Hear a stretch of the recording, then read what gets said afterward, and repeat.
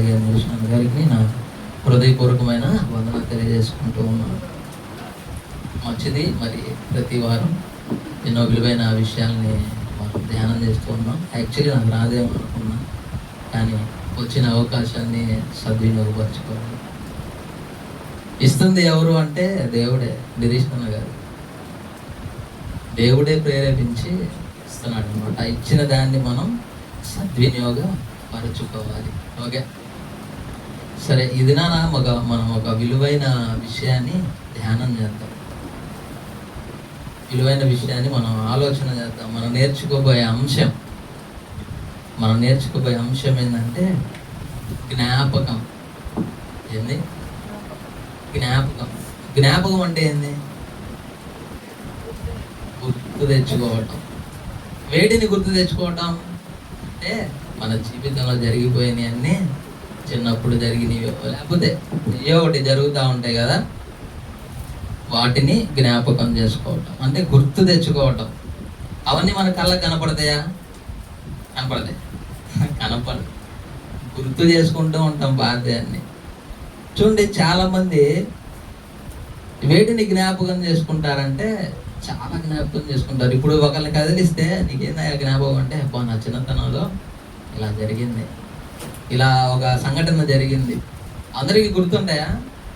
ఖచ్చితంగా గుర్తుంటాయి, ప్రతి ఒక్కరికి కూడా. అవి గుర్తుకొస్తూ ఉంటాయి. మనం బ్రతుకుతున్న ఈ దినాల్లో పాతవన్నీ కూడా మనకు గుర్తుంటాయి. అన్నీ గుర్తుపెట్టుకుంటాం. అంతెందుకండి, ఇప్పుడు ఇంటి పక్కన వాళ్ళకి కొద్ది గిన్నెలో కూరేసి తగ్గింది మర్చిపోతామా? మర్చిపోం.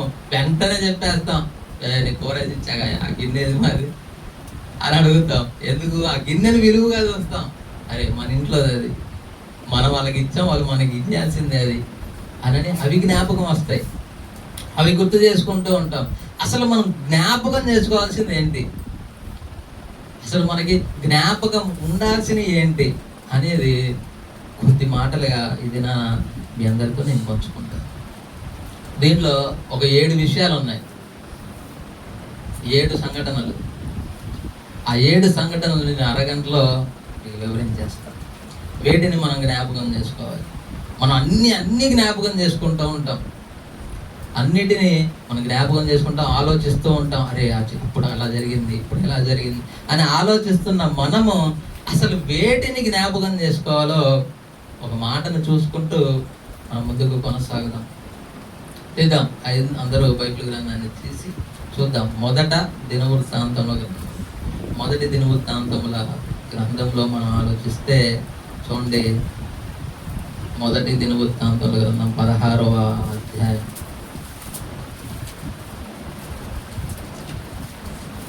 మొదటి దినవృత్తాంతముల గ్రంథం 16వ అధ్యాయం 13వ వచనాన్ని చదువు.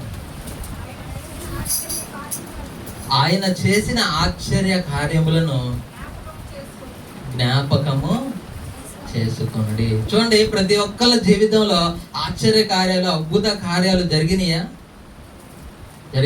జరుగుతాయి. ప్రతి ఒక్కళ్ళ జీవితంలో జరుగుతాయి. నా జీవితంలో ఆశ్చర్య కార్యాలు జరిగి ఉంటాయి. కానీ అప్పుడు మనం దేవుళ్ళో ఉన్నావా? లేము. అప్పుల్లో దేవుళ్ళో ఉన్నాం మనం. కానీ ఆ దినాల్లోనే దేవుడు మన గురించి జ్ఞాపకం చేసుకొని ఆశ్చర్య కార్యాలు, అద్భుత కార్యాలు చేశాడు మన జీవితంలో. మనం ఇంకా బ్రతికున్నామంటే అప్పట్లో మనకి ఎన్నో ప్రమాదాల నుంచి తప్పించాడా లేదా? ఈయన జీవితాల్లో ఎన్నో ప్రమాదాల నుంచి, ఎన్నో ఒడిదుడుకల నుంచి మనల్ని బయటేశాడు. మనం అనుకుంటాం ఆ దినాల్లో మనకున్న బలం, మనకున్న శక్తి, మనకున్న ఆరోగ్యం వల్ల మనం తప్పించుకున్నామయ్యా, ఇదంతా మాది అనుకుంటాం. కానీ మనదేమీ లేదు. మనం అనుకుంటాం. నాకు జరిగిన ఒక ఇన్సిడెంట్ చెప్తా మీకు. నా చిన్నతనంలో 7th క్లాస్ చదువుతున్నప్పుడు చదువుకుంటా మనకి వెళ్ళేవాడిని. అయితే పత్తి మిల్లు మీ అందరూ తెలుసు, దాంట్లోకి వెళ్ళా. అప్పటికి అయిపోయింది టైం, అందరూ ఆపేశారు. నా మిషన్ ఒక్కటే ఆడుతూ ఉంది. అందరూ ఆపేసి వెళ్ళిపోతున్నారు. నేను బయటికి వెళ్ళి వచ్చి ఆ టైంలో నా ఒక్క మిషన్ క్లీన్ చేస్తూ ఉంటే నా చెయ్యి అందులోకి వెళ్ళిపోయింది. అందులోకి. ఈ చెయ్యి ఇప్పటికి ఇలా ఉందంటే దానివల్లే వెళ్ళిపోయింది. ఎవ్వరు లేరు లోపల, నేను ఒక్కడనే ఉన్నా. అయితే డబ్బా వేసుకొని హైట్ సరిపోతే డబ్బా వేసుకొని పైకి ఎక్కి తీస్తుంటే డబ్బా నుంచి కూడా దాంట్లోకి వెళ్ళిపోయా నేను. దాంట్లోకి వెళ్ళిపోయా. ఒక్క సెకండ్ లేట్ అయితే ముక్కలు అయిపోయాడు, లోపలికి వెళ్ళిపోయి. వాస్తవంగా చెప్తున్నా, ఈ చెయ్యి ఊడిపోయి పక్కన పడిపోయింది నాది. ఎవ్వరు లేరు లోపల. ఇంకా ఒక్క సెకండ్ అయితే దాంట్లో కత్తుల్లా ఉంటాయి, అవి గుచ్చుకొని నా తలకాయ తెగిపోయేది. ఆ టైంలో ఎలా వచ్చాడో మరి, ఎవరు పిలిచారో తెలియదు కానీ ఆయిల్ మ్యాన్ వచ్చాడు, బెడ్ పడేశాడు, నన్ను వెనక్కి తిరిగి తీసి హాస్పిటల్కి తీసుకొని వచ్చాడు.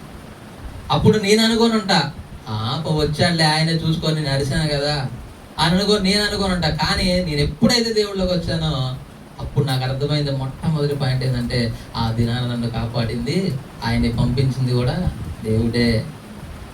ఇంకా నీకు టైం ఉంది, నా పని చేయాలేమో, నువ్వు బ్రతకాలి అని బ్రతికించాడు. ఇది నాకు ఎప్పుడు అర్థమైంది, నేను ఎప్పుడు జ్ఞాపకం చేసుకున్నానంటే దేవుళ్ళకి ఎప్పుడైతే వచ్చానో మొట్టమొదటిగా నాకు గుర్తొచ్చిన మాట, నేను జ్ఞాపకం చేసుకున్న మాట అదే. ఆ రోజు ఆయన నన్ను కాపాడకపోతే ఈ దినాన్ని మీ మధ్య ఉండేవాళ్ళు కాదు. ఇది ప్రతి ఒక్కళ్ళ జీవితంలో జరిగింది, నా ఒక్కడి జీవితంలోనేనా? మీకు ఎన్నో అపాయాల నుంచి, ప్రమాదాల నుంచి విడిపించలేదా? ఎన్నో అద్భుత కార్యాలు చేయలేదా? మరి దేవుళ్ళకి వచ్చిన మనం వాటిని జ్ఞాపకం చేసుకుంటున్నాం, వాటిని ఆలోచిస్తున్నాం. మనం వేటిని ఆలోచిస్తామంటే, మనం బ్రతికాం పాత దినంలో, ఇట్లా హ్యాపీగా బ్రతికాం, దేవుళ్ళకి వచ్చిన కష్టాలను అనుభవిస్తున్నాం అనే జ్ఞాపకం చేసుకుంటారు తప్పితే ప్రతి ఒక్కళ్ళు ఆయన ఎన్నో అద్భుత కార్యాలు చేశాడు అవి జ్ఞాపకం ఉంటాయా? అదే ఏం చేస్తాడు, ఆయన చేసిన ఆశ్చర్య కార్యములను జ్ఞాపకం చేసుకోండి అయ్యా, జ్ఞాపకం చేసుకోండి.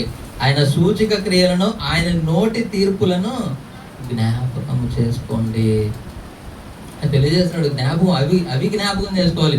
మనం ఏం జ్ఞాపకం చేసి ఉండాలి? ఎవరికైనా అప్పించామనుకోండి, వాడు వెళ్ళిపోయాడు అనుకో, అవి గుర్తుకు వస్తాయి మనకి. అరే ఆ టైంలో నీకు డబ్బులు ఇచ్చా, ఏది? ఇవి వస్తాయి మనకి. కూరకింద మర్చిపోతాం, అది జ్ఞాపకం వస్తాయి. అది జ్ఞాపకం రావాల్సింది ఏంటి అంటే, దేవుడు మన పట్ల చేసిన ఆశ్చర్య కార్యాలు, అద్భుతమైన కార్యాలు జ్ఞాపకం రావాలి. అయ్యో మనం పలానా స్థితిలో ఉన్న, చచ్చిన స్థితిలో మనం ఉన్నాం, ఆ స్థితిలో నుంచి ఆయన మనల్ని జ్ఞాపకం చేసుకొని లేవనెత్తాడు. అవునా కదా? మీ నా జీవితాల్లో, ప్రతి ఒక్కరి జీవితాల్లో ఎన్నో సంఘటనలు జరిగి ఉంటాయి. వాటన్నిటి నుంచి మనల్ని ఆయన జ్ఞాపకం చేసుకున్నాడు, జ్ఞాపకం చేసుకొని లేవనెత్తాడు. మనం ఎంత కృతజ్ఞతగా జీవించాలి ఆయనకి. ఇవి జ్ఞాపకం ఉంటాయా మనకి? అసలు చెప్పండి, ఆలోచించండి. ప్రతి ఒక్కరు కూడా ఆలోచించండి, ఇవి జ్ఞాపకం ఉంటాయా? ఉండవు. వాటిని అసలు జ్ఞాపకమే చేసుకోం మనం. దేవుడు ఎంత ప్రేమ కలిగి మనల్ని తీసుకొచ్చాడో ఆ పరిస్థితుల నుంచి, అవి జ్ఞాపకం రావాలి. అలాంటి పరిస్థితులు, ఎలాంటి పరిస్థితుల్లోంచి మనం వచ్చామో, దేవుడు మనల్ని ఎలాంటి పరిస్థితుల్లోంచి తీసుకొచ్చాడో అవి జ్ఞాపకం రావాలి. మనం ఎలాగ బ్రతుకుతున్నాం, పాత జీవితంలో మనం ఎలా బ్రతికాం, అలాంటి నీచమైన స్థితిలో నుంచి ఉన్నతమైన స్థితిలోకి మనల్ని తీసుకొచ్చాడు దేవుడు. అవి జ్ఞాపకం ఉండాలి. ఆశ్చర్య కార్యాలు మన పట్ల ఎన్నో చేశాడు ఆయన, ఎన్నో అద్భుతమైన కార్యాలు చేశాడు. ఇదే దావీదు గారు కూడా మాట్లాడుతూ ఉంటాడు. చూద్దాం 105వ కీర్తనలో.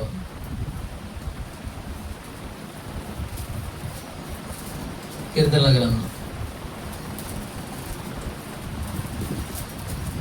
చూడండి, 105వ కీర్తన 5వ వచనం నుంచి చదువుదాం.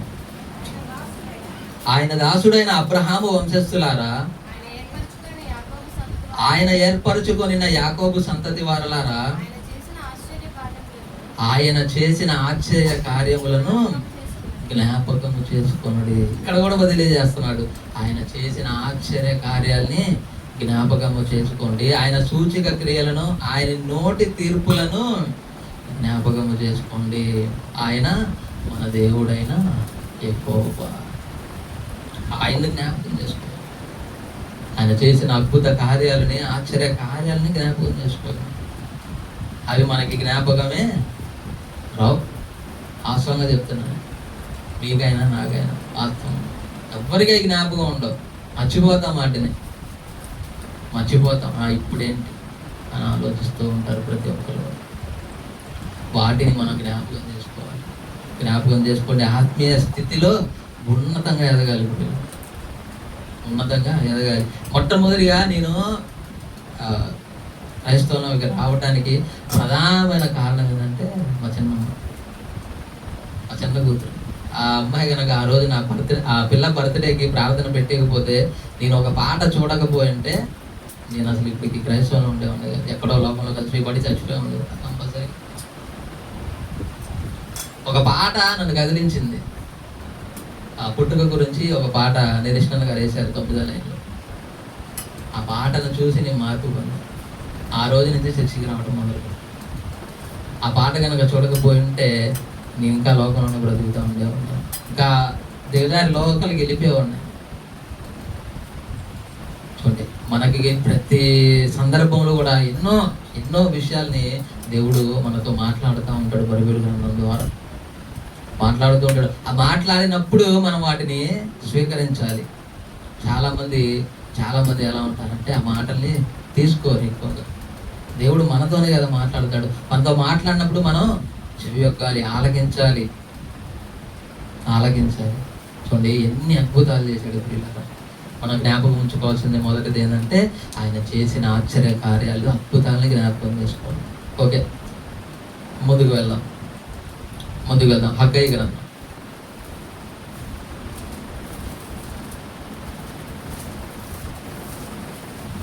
హగ్గయి గ్రంథం 2వ అధ్యాయం. హగ్గయి గ్రంథం 2వ అధ్యాయం 5వ వచనం చదువుదాం. మీరు ఐగుప్తు దేశంలో నుండి వచ్చినప్పుడు నేను మీతో చేసిన నిబంధనను జ్ఞాపకము చేసుకోండి. నా ఆత్మ మీ మధ్యన ఉన్నది కనుక భయపడకుడి.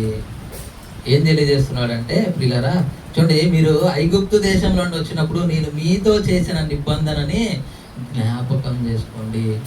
చూడండి, ఇశ్రాయేలు ప్రజలు ఐగుప్తు దేశం నుండి చూడండి విడిపింపుడు ఒక నిబంధన చేశాడు వాళ్ళకి. దాన్ని మీరు జ్ఞాపకం చేసుకొని ఎలా ఉండాలి, మీరు ఎలా ఉండాలి? మనందరికీ తెలుసు ఇశ్రాయేలు ప్రజల పరిస్థితి ఎలాగుందో మనందరికీ బాగా తెలుసు. ఐగుప్తులో ఎలాంటి శ్రమలు, నిందలు, అవమానించారో, ఎలాగా వాళ్ళు ఉన్నారో మనందరికీ బాగా తెలుసు. అలాంటి స్థితిలో నుంచి తన జనాంగాన్ని చూడండి మోషే గారి ద్వారా దేవుడు విడిపించి తీసుకొస్తాడు బయటికి. అయినా వాళ్ళు అవన్నీ జ్ఞాపకం ఉన్నాయి, వాళ్ళందరికీ జ్ఞాపకం ఉన్నాయా? ఏం లేదు. వాటన్నిటిని మర్చిపోయి హాయిగా మాకు అయ్యే గుర్తుకు వస్తున్నాయి. అక్కడే మేము బాగున్నాం.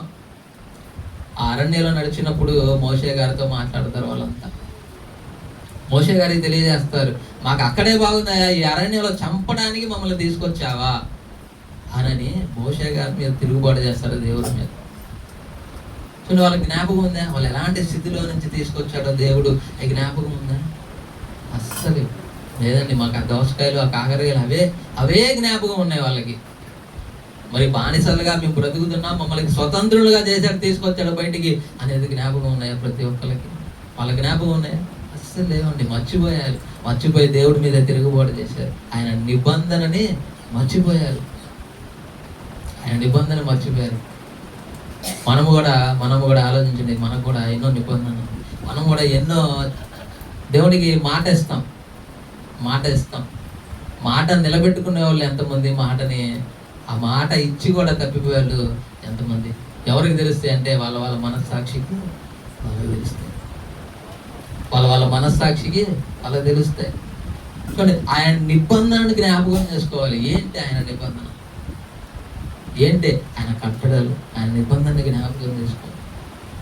జ్ఞాపకం చేసుకునే వారిగా ఉండాలి. మర్చిపోయే వారిగా ఉండకూడదు ప్రియులారా. ఆయన కట్టడలను జ్ఞాపకం చేసుకోవాలి. ఆయన నిబంధనను జ్ఞాపకం చేసుకోవాలి. చూడండి, ఇంకొక ముఖ్యమైన విషయాన్ని మీకు తెలియజేస్తాను. మనం బాగా చాలా సందర్భాల్లో విన్న మాట, చాలా సందర్భాల్లో ఆమె గురించి మనం నేర్చుకున్న మాట.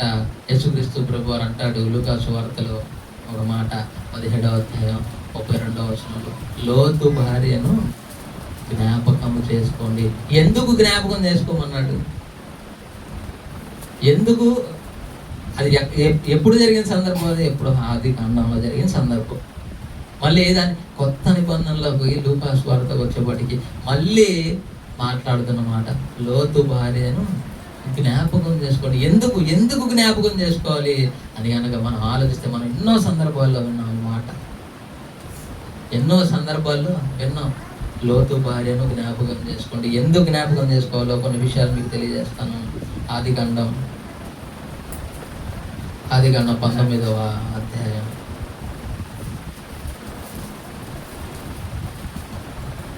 చూడండి, ఇక్కడ సందర్భం ఏంటంటే దేవదూతలు వచ్చి లోతు గారికి, తన భార్యకి, తన పిల్లలకి ఇదే ఈ సొదొమ గొమొర్రా పట్టణాన్ని నేను నాశనం చేస్తాను, మీ కుటుంబాన్ని అంతా తీసుకొని వెళ్ళిపో అన్నప్పుడు వాళ్ళు వెళ్ళిపోతారు. ఈ సందర్భం అంతా 19వ అధ్యాయంలో మనకు కనబడుతుంది. చూడండి, 19వ అధ్యాయం 17వ వచనం.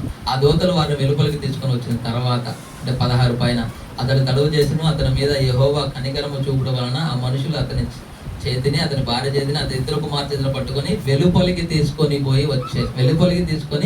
వెళ్ళారు. వాళ్ళు ఇంకా తడువు చేస్తున్నారు అనమాట. అక్కడే ఆ దేవదూతలు వాళ్ళని వెలుపలికి తీసుకొని వచ్చి తీసుకొస్తారు. ఆ తీసుకొచ్చిన తర్వాత చూడండి, వాళ్ళని జ్ఞాపకం చేసుకున్నాడు దేవుడు. లోతు గారిని ఎవరి వల్ల జ్ఞాపకం చేసుకున్నాడు? అబ్రహాము గారి వలన లోతు గారి కుటుంబాన్ని జ్ఞాపకం చేసుకున్నాడు దేవుడు. ఆ మాటను చూద్దాం. ఇదే 19వ అధ్యాయం 26వ వచనాన్ని చదువుదాం. క్షమించాలి, ఇదే 19వ అధ్యాయం 29వ వచనం. ఒక్క నిమిషం.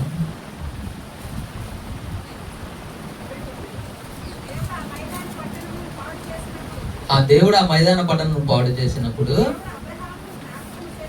దేవుడు అబ్రహామును జ్ఞాపకము చేసుకొని లోతు కాపురం ఉండిన పట్టణములను నాశనము చేసినప్పుడు, నాశనముల మధ్యన లోతు నశింపకుండా అతన్ని తప్పించెను. చండుకులారా, ఎవరిని జ్ఞాపకం చేసుకున్నాడంటే అబ్రహామును జ్ఞాపకం చేసుకొని ఆయన ద్వారా లోతు గారిని తప్పించాడు. ఆయన లోతు గారిని తప్పించాడు. అబ్రహాము గారిని జ్ఞాపకం చేసుకున్నాడు. ఎందుకయ్యా అంటే ఆయన దానికి ఇష్టడుగా బ్రతికాడు. ఆయన బ్రతికిన బ్రతుకును చూసి లోతు గారిని విడిపించాడు. అక్కడి నుంచి బయటకు తీసుకొచ్చాడు. తన కుటుంబాన్ని అంతటిని తీసుకొచ్చాడు. ఆ తీసుకొచ్చే క్రమంలో ప్రియులారా చూడండి, లోతు గారి భార్య 26వ వచనంలో అయితే లోతు భార్య అతని వెనక నుండి తిరిగి చూచి ఉప్పు స్తంభం ఆయన. ఇంకా ఆమెకి ఏం జ్ఞాపకం వస్తున్నాయి? ఇంకా ఆ ఊర్లో వాళ్ళంతా ఆస్తి అంతా అదే ఊర్లో ఉంది. ఏమైపోతాయో అవన్నీ అని దేవుడు చెప్పాడు. వెనక్కి చూడకుండా వెళ్ళిపోమని చెప్పాడు. కానీ ఆమెకి ఏమి జ్ఞాపకం వచ్చినాయి అంటే ఇంకా వెనక నా అన్నీ అక్కడే ఉన్నాయి, కట్టుబట్టలతో వెళ్ళిపోతున్నాం మేము అట్లా బ్రతకాలని వెనక్కి తిరిగి చూసి ఉప్పు స్తంభం. అవి ఇప్పుడు మన పరిస్థితి ఎలా ఉంది? మన ఇంట్లో స్త్రీల పరిస్థితి ఎలా ఉంది? స్త్రీలే కాదు, పురుషులైనా మన పరిస్థితులు ఎలా ఉన్నాయి? మనకి ఇంకా అవే జ్ఞాపకం వస్తున్నాయా? మన డబ్బు, ధనం, అవన్నీ అవే జ్ఞాపకం వస్తున్నాయా? మనము కూడా ఒకసారి తిరిగి వెనక్కి చూస్తే మన పరిస్థితి ఏంటి? మనకు అవే జ్ఞాపకం వస్తాయి. చాలా మటుకి, చాలా సందర్భాల్లో చాలా మందికి ఏవి జ్ఞాపకం వస్తూ ఉంటాయి అంటే ధనం, బంగారం. స్త్రీలు ఎక్కువగా దేన్ని ఇష్టపడతారంటే బంగారాన్ని ఇష్టపడతారు. అవే వాళ్ళకి ఎక్కువగా అప్పు చేసైనా సరే బంగారాన్ని మోరేడు పెరిగిపోతుంది అని అనుకుంటారు. అవి జ్ఞాపకం వస్తాయి. చూడండి, లోతు భార్య కూడా ఏమి జ్ఞాపకం వచ్చినాయి అంటే ఆ ఊళ్ళో ఏమేమి ఉన్నాయో, ఇంకా అవేమి ఉన్నాయో వాటన్నిటిని ఎలాగని పరిస్థితి వెనక్కి చూస్తుంది. అదే సందర్భాన్ని కొత్త నిబంధనలో యేసుక్రీస్తు వారు కూడా లోతు భార్యని జ్ఞాపకం చేసుకుంటారు. మీ పరిస్థితులు ఎలా ఉన్నాయి? మీరు ఎలా ఉన్నారు? ఆమె పరిస్థితి చూడండి ఎలా అయిపోయిందో. వెనక్కి తిరిగి నేను చూడొద్దన్నాను, చూసి ఉప్పు స్తంభముగా మారిపోయింది. మరి మన పరిస్థితులు ఎలా ఉన్నాయి? మనం ఎలా ఉంటాం? అందుకే మళ్ళీ తిరిగి రాయించాడు ఆ మాట, లోతు భార్యని జ్ఞాపకం చేసుకుంటాం. చాలా సందర్భాల్లో ఉన్నాం ఆ మాట. చాలా మంది కూడా చెప్పారు కదా. మరలా మన దగ్గరికి వస్తుందంటే మన పరిస్థితులు ఎలా ఉన్నాయి, మనం ఎలా ఉంటున్నాం, దానికి జ్ఞాపకం చేసుకుంటాం. సరే, కొత్త నిబంధనలో కూడా 2 మాటలు చెప్పేసి నేను అంశాన్ని ముగిస్తాను. చూద్దాం. ఎఫెసీయులకు రాసిన పత్రిక అపోస్తలుడైన పౌలు గారు కూడా ఒక మాటని తెలియజేస్తూ ఉంటాడు. ఆ మాటను చూసుకుని మనం ముందుకు కొనసాగుతాం. ఎఫెసీయులకు రాసిన పత్రిక 2వ అధ్యాయం 12వ వచనాన్ని మనం చూద్దాం. ఆ కాలమందు ఇశ్రాయేలుతో సహా పౌరులము కాక పరదేశులను, వాగ్దాన నిబంధనలు లేని పరజనులను, నిరీక్షణ లేని వారును, లోకమందు దేవుడు లేని వారునై ఉండి క్రీస్తుకు దూరస్తులై ఉంటిరని మీరు జ్ఞాపకం చేసుకోండి. పౌలు గారు ఎఫెసీలో ఉన్న సంఘంతో మాట్లాడుతూ ఇక్కడ మనకు మంచి మాటను తెలియజేస్తుంటారు. ఆ కాలం ముందు ఇశ్రాయేలీతో సహా పౌరులము కాక, మనం ఇశ్రాయేలీలతో సహా పౌరులము కాదండి. దేవుడు జనాంగం ఇశ్రాయేలు, కానీ వాళ్ళు పోగొట్టుకున్న దాన్ని మన ద్వారా తిరిగి దేవుడు తెచ్చుకోవాలనుకున్నాడు. వాళ్ళకి బుద్ధి చెప్పాలనుకున్నాడు. అదే తెలియజేస్తున్నాడు. చూడండి, ఆ కాలం ముందు ఇశ్రాయేలుతో సహపౌరులము కాక పరదేశులను, వాగ్దాన నిబంధనలు లేని పరజనులను, నిరీక్షణ లేని వారును, లోకమందు దేవుడు లేని వారునై ఉండి క్రీస్తుకు దూరస్తులమై ఉన్నామా లేదా? మనందరం ఇదివరకు ఉన్నాం. క్రీస్తుకు దూరస్తులమై ఉంటుంది కానీ మీరు వాటిని జ్ఞాపకం చేసుకోండి. అప్పుడు మీరు దూరంగా ఉన్నారు, దేవుడికి దూరంగా బ్రతికారు కాబట్టి నేను మిమ్మల్ని జ్ఞాపకం చేసుకొని చూడండి, అయినను మునుపు దూరస్తులైన మీరు ఇప్పుడు క్రీస్తు యేసునందు క్రీస్తు రక్తము వలన సమీపస్తులై ఉన్నారు. మనల్ని జ్ఞాపకం చేసుకున్నాడు. మనం ఏ స్థితిలో ఉన్నాం మన జ్ఞాపకం ఉండింది. ఆ స్థితిలో కూడా మనల్ని జ్ఞాపకం చేసుకొని ఆయన రక్తము వలన మనం ఆయనకి సమీపస్తులుగా మారిపోయాం. ఆయనకి మనం సమీపస్తులుగా ఉన్నాం. ఇదివరకు పూర్వకాలం మన దూరస్తులమే. మనం బ్రతికిన దినములన్నీ ఆయన దూరంగానే బ్రతికాం. ఎప్పుడైతే ఆయన మనల్ని జ్ఞాపకం చేసుకొని మనల్ని పట్టుకున్నాడో అప్పుడు ఆయన రక్తము వలన మనము సమీపస్తులమై ఉన్నాం. అది జ్ఞాపకం ఉండాలి మనకి. అవి జ్ఞాపకం ఉంటాయా?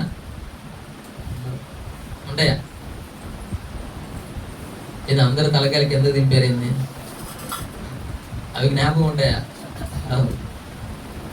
ఒకప్పుడు దూరంగానే బ్రతికాం మనం. ఎప్పుడైతే యేసుక్రీస్తు ప్రభు వారి గురించి తెలుసుకున్నామో, దేవుని గురించి తెలుసుకున్నామో, అప్పుడు మనల్ని ఆయన తనతో సమీపస్తులుగా చేసుకున్నాడు. సమీపస్తులుగా అవి జ్ఞాపకం ఉంటాయా? చూడండి, ఇదే పౌలు గారు మళ్ళీ హెబ్రీలో ఉన్న సంఘంతో కూడా ఒక మాటను తెలియజేస్తాడు. ఆ మాటను కూడా చూద్దాం. మాటను తెలియజేస్తాడు, అది కూడా చూద్దాం. హెబ్రీయులకు రాసిన పత్రిక 13వ అధ్యాయం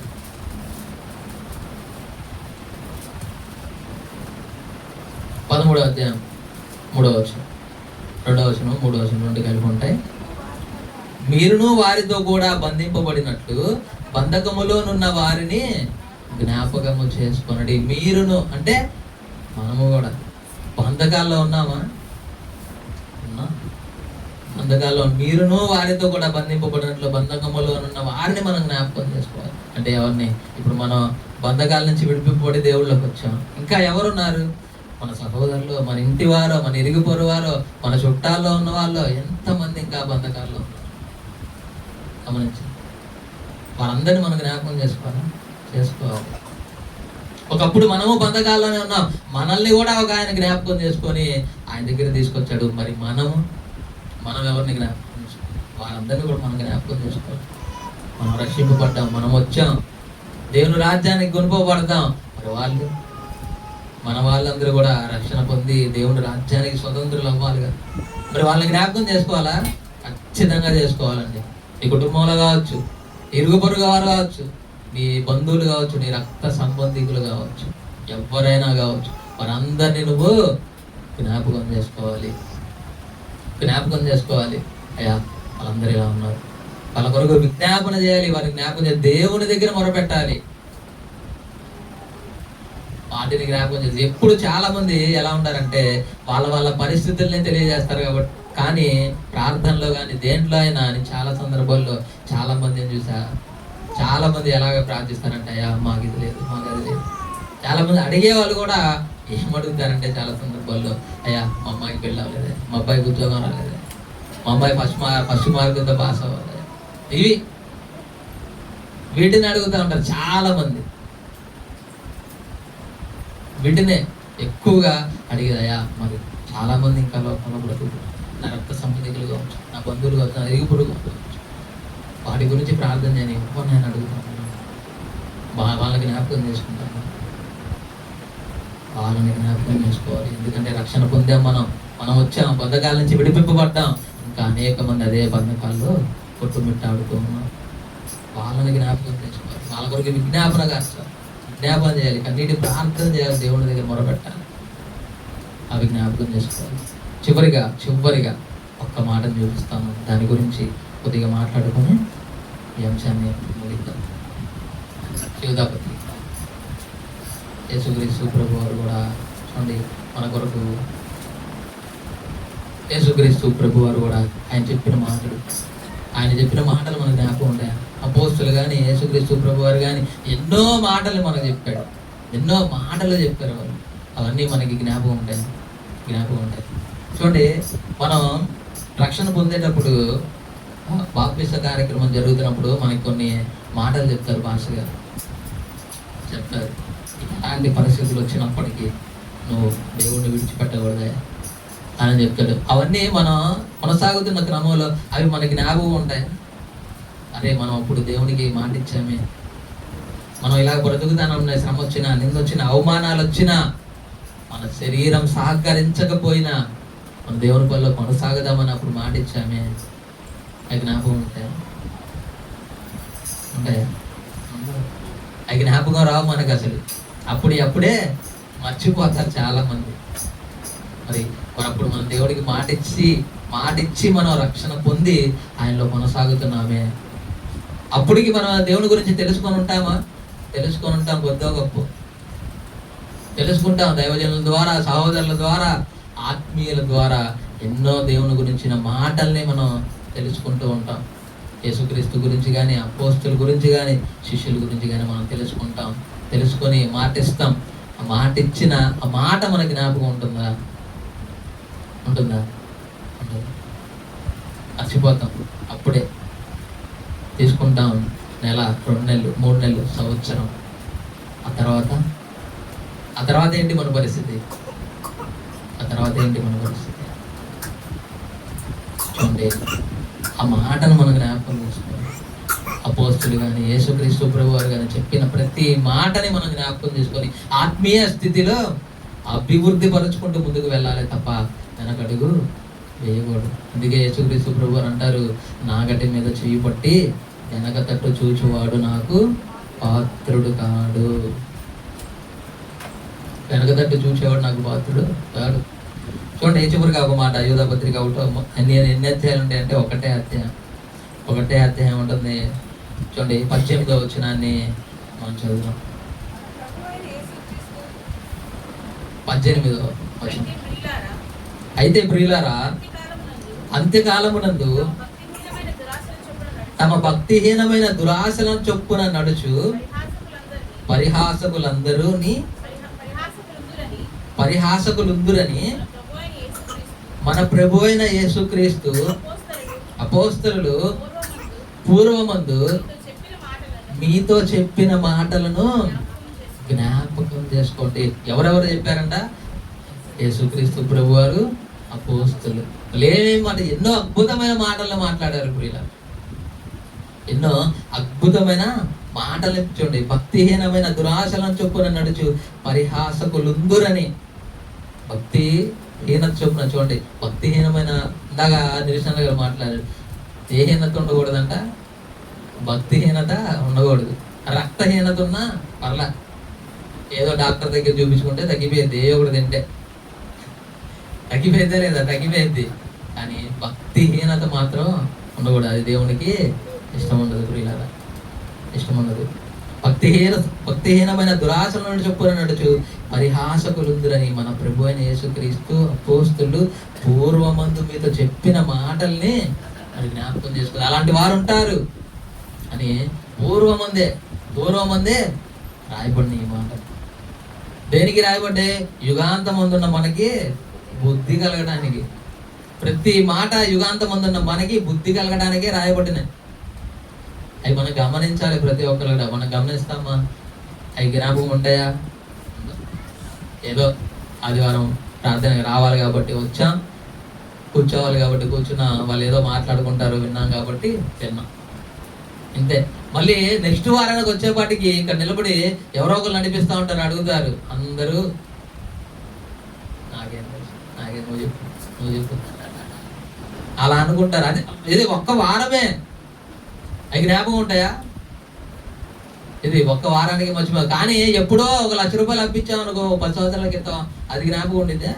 ఉండదు. ఎందుకంటే అమ్మో డబ్బాయా, కష్టపడ్డాం అనుకుంటారు అందరూ.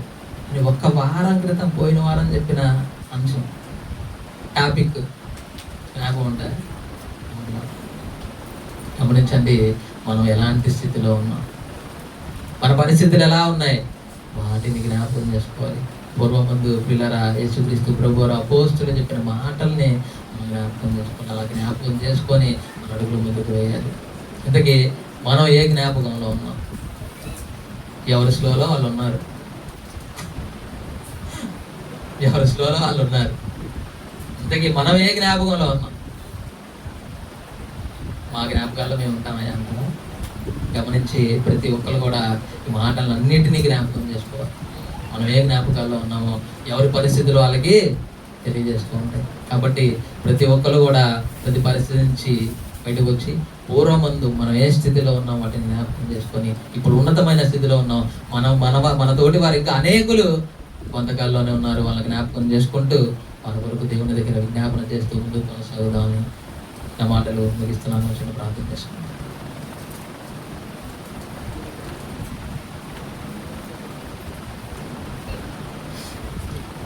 సకలాశీర్వాదాలకు కారణభూతుడమైన మా ప్రియ పరలోకపు కన్న తండ్రి, మీ ఘనమైన శ్రేష్టమైన ఉన్నతమైన మూల్యమైన నామను బట్టి ఉదయకాల సమయంలో మా ప్రభు రక్షకుడు అయిన యేసుక్రీస్తు వారి పేరిట హృదయపూర్వకంగా కృతజ్ఞతాస్తుతులు స్తోత్రములు. కొద్ది మాటలుగా దేవా నన్ను నిలబెట్టుకొని మీ పక్షాన్ని నన్ను నిలబెట్టుకుని వాడుకున్న విధానాన్ని బట్టి స్తుతులు చెల్లించుకుంటున్నాను. జ్ఞాపకం గురించి కొన్ని మాటలు మేము విన్నాం. ఆ విన్న మాటల్ని దేవా ఎక్కడ వ్యర్థంగా పోనీయక మమ్మల్ని మేము సరి చేసుకుంటూ ఆత్మీయ జీవితంలో అభివృద్ధి పొందలాగిన సహాయాన్ని మీరు అనుగ్రహించమని వేడుకుంటాం. మీరు మా జీవితాల్లో ఎన్నో ఆశ్చర్యకార్యాలు, అద్భుతమైన కార్యాలు చేశారు దేవా. వాటిని జ్ఞాపకం చేసుకుంటూ ఏ స్థితిలో నుంచి మేము వచ్చామో జ్ఞాపకం చేసుకుంటూ ఇంకా ఉన్నత స్థితికి వెళ్ళడానికి మమ్మల్ని మీరు ముందుకు నడిపించమని వేడుకుంటున్నాం. ఇంకా అనేక మంది అదే పథకాల్లో నాయన కుటుంబీకులు ఆడుతూ ఉన్నారు దేవా. వారందరినీ మేము జ్ఞాపకం చేసుకొని మీకు మీ ఎదుట విజ్ఞాపన చేసేవారికి ఉన్నట్లుగా సహాయాన్ని మీరు అనుగ్రహించమని వేడుకుంటున్నాం. ప్రతి పరిస్థితిని మీకు తెలియజేస్తున్నాం దేవా. మమ్మల్ని జ్ఞాపకం చేసుకోండి. మమ్మల్ని అందరినీ మీ చేతులకు అప్పగించుకున్న చుట్టూ మీరు కృప చూపించి సహాయం అనుగ్రహించమని యేసుక్రీస్తు ప్రభు వారి శరీరంలోనూ రక్తంలోనూ పాలుపొందులు పొందపోవచ్చుగా యోగ్యమైన రీతిగా నాయన మీ పనిలో చేయనట్లు మీ కృపను మీరు అనుగ్రహించమని వేడుకుంటాం. మహిమ ఘనత ప్రభావం మా అందరి ద్వారా మీరే పొందుకున్నామని, మూడో వర్తమానం ద్వారా మీరు మాతో సూటిగా మాట్లాడి మహిమ పొందమని యేసుక్రీస్తు వారి అతి శ్రేష్టమైన నామంలో ఈ నా ప్రార్థనను అడిగి వేడుకొని వచ్చినాము కన్న తండ్రి. ఆమేన్.